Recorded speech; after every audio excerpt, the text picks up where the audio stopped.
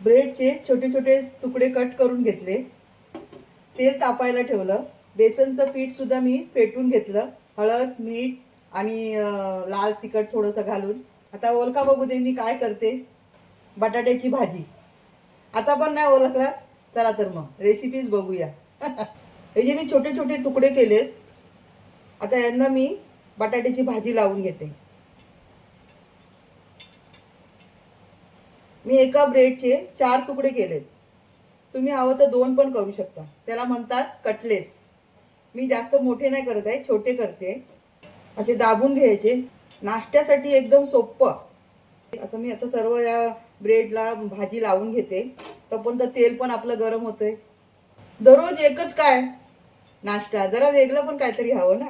रोज रोज भाकरी कंटाळा येतो ना. म्हणजे कोकणची फेवरेट म्हणजे भाकरीच आहे. मित्रांनो, मी यावरचा मोठा व्हिडिओ शेअर केलाय, तुम्ही नक्की बघा.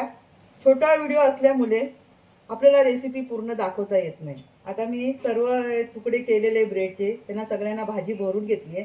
तेल पण आपलं गरम झालंय. ब्रेड पावामध्ये भाजी भरेपर्यंत मी हे पीठ बेसनचं भिजवून ठेवून दिलं होतं. याच्यात खायचा सोडा वगैरे मी काहीच घातलेला नाही. पीठ थोडा वेळ भिजवून ठेवलं ना की काही घालायची गरज लागत नाही आपल्याला. मस्त छान फुगतात. तेल तापलंय. आता मी एक एक बेसनमध्ये बुडवून सोडते यामध्ये. छोटे छोटे कटलेस, मिनी कटलेस.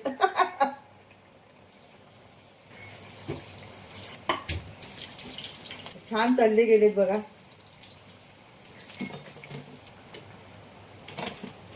गरमागरम कटलेस तयार आणि सोबत आहे लसूणची चटणी. व्हिडिओ आवडला तर नक्की लाईक सबस्क्राईब करा आणि यावरचा मोठा व्हिडिओ नक्की बघा. आता आम्ही टेस्ट करून बघतो.